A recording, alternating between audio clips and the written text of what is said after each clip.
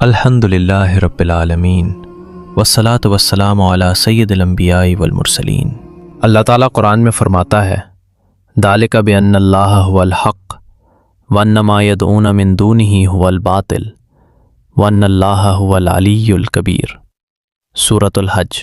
ترجمہ: یہ اس لیے کہ اللہ ہی حق ہے اور جنہیں لوگ اس کے سوا پکارتے ہیں وہ سب باطل ہے، اور اللہ ہی بلند مرتبہ عظمت والا ہے۔ یہ آیت ہمیں ایک بہت بڑی حقیقت بتاتی ہے، وہ حقیقت جسے جان لینا انسان کی پوری زندگی بدل دیتا ہے۔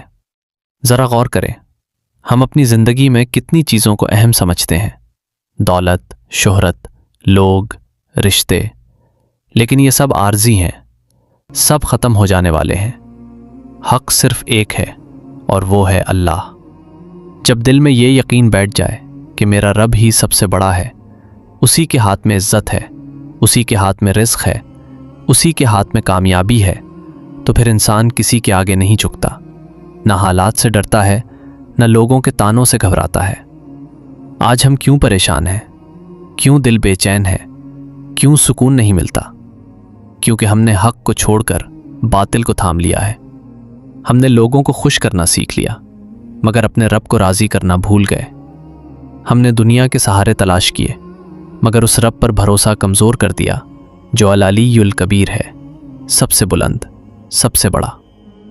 یاد رکھیں، جب آپ اللہ کو پہچان لیتے ہیں تو پھر دنیا کی ہر چیز چھوٹی لگنے لگتی ہے، پھر مصیبت بھی آزمائش لگتی ہے اور تکلیف بھی رحمت محسوس ہوتی ہے۔ تو آج ابھی اپنے دل سے پوچھیں، کیا واقعی میرا یقین اللہ پر ہے یا میں ابھی بھی دنیا کے سہاروں میں کھویا ہوا ہوں؟